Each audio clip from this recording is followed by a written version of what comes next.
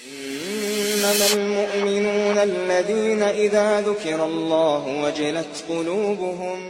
Həqiqətən çox təhlükəli məsələdir. Çox təhlükəli bir məsələdir. Kim şirkə düşərsə, Peyğəmbər sallallahu aleyhi və səlləmdə Peyğəmbər sallallahu aleyhi və səlləmində haqqı var. Rəbbimiz, Rəbdir, qul da quldur.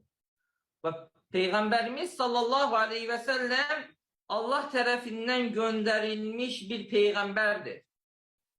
Bəşəriyyətin Allaha ən yaxın olanı və ən sevimli olanıdır Allah qatında. Allahın ən sevdiyi qulu Muhammed sallallahu aleyhi və səlləmdir. Və bununla yanaşı Peyğəmbər sallallahu aleyhi və səlləmə ibadətin heç bir növünü sərf etmək caiz deyil.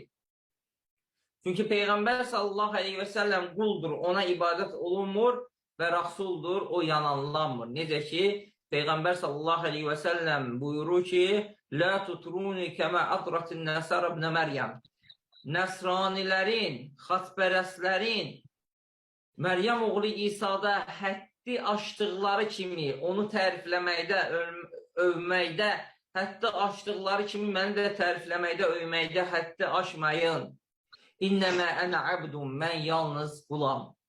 Qulu abdullahi və rasul. Deyin ki, Allahın qulu və elçisi. Allahın qulu nəsranilərə rəddiyədir. O nəsranilər ki, İsa aleyhissalamı gəlirlər, dedilər ki, Allah üçüncüsüdür və yaxud dedilər ki, Allahın oğludur və yaxud dedilər ki, Allahdır.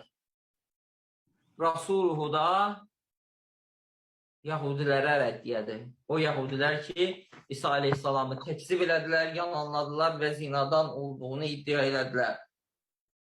Peyğəmbər sallallahu aleyhi və səlləm də Allahın quludur, ona ibadət olunmur və o Allahın elçisidir, o yalanlanmır. Əksinə ona itaət olunur və ona tabi olunur.